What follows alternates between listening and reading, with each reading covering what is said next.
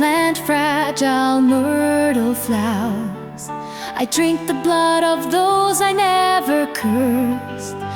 I offer light at truth's gate only to be consumed by the shadow.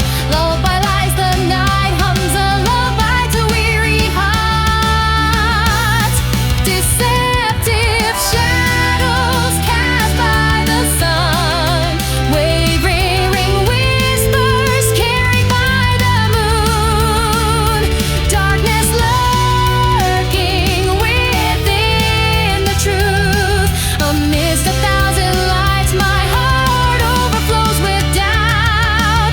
Under the new moon, red torches flicker, footsteps echo as they search for light through the mist. But as I reach to banish the shadows, the shimmering light slips between my fingers, where the sun and moon converge in this maze of mirrors. Who dares define justice? I had never entrusted with choice, longing for the night's radiance.